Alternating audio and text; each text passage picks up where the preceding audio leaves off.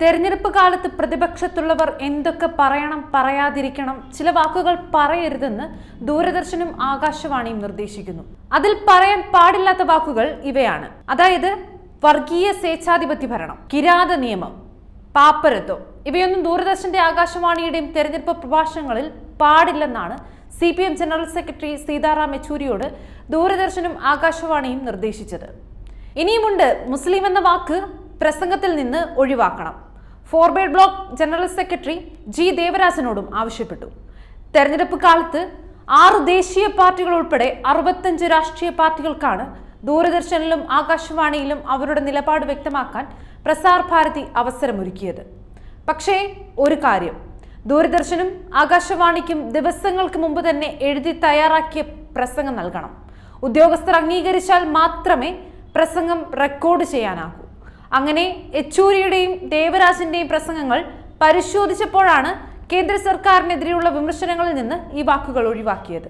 പാപ്പരത്വം അഥവാ ബാങ്ക്റപ്റ്റസി എന്നതിന് പകരം ഫെയിലിയർ എന്ന വാക്ക് ഉപയോഗിക്കാനാണ് യെച്ചൂരിയോട് ദൂരദർശൻ പറഞ്ഞത്. വിയോജിപ്പ് അറിയിച്ച ശേഷമാണ് യെച്ചൂരി പ്രസംഗം നടത്തിയത്. എന്നാൽ തന്റെ ഇംഗ്ലീഷ് പ്രസംഗം മാത്രമേ വെട്ടിയിട്ടുള്ളൂ എന്നാണ് യെച്ചൂരി പറയുന്നത്. ഹിന്ദിയിലുള്ള ഇതേ പ്രസംഗത്തിന് കത്രിക വെച്ചിട്ടില്ലത്രേ.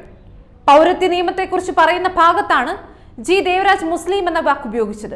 അതായത് പൗരത്വ നിയമം മുസ്ലിം വിവേചനമാണെന്ന ഭാഗം. അതിൽ മുസ്ലിം എന്നതിന് പകരം ഒരു പ്രത്യേക വിഭാഗം എന്ന് ഉപയോഗിച്ചോളൂ എന്നതായിരുന്നു ദൂരദർശന്റെ നിർദ്ദേശം.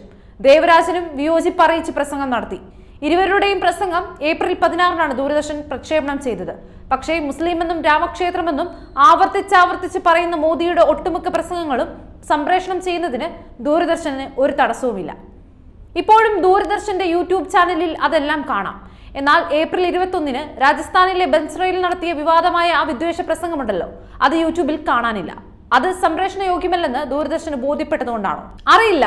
ഒറ്റ കാര്യം കൂടി, കേരളത്തെയും മുസ്ലിം സമുദായത്തെയും അപമാനിക്കാൻ വ്യാജങ്ങൾ നിരത്തി നിർമ്മിച്ച കേരള സ്റ്റോറി എന്ന സിനിമയില്ലേ, ആ സിനിമ ദൂരദർശൻ സംപ്രേഷണം ചെയ്തത് ഏപ്രിൽ 5-നായിരുന്നു.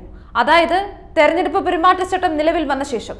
ഒരു ദേശത്തെയും മതവിഭാഗത്തെയും അപകീർത്തിപ്പെടുത്തുന്ന സിനിമ ദൂരദർശന് ഒരു പ്രശ്നമേ അല്ലായിരുന്നു.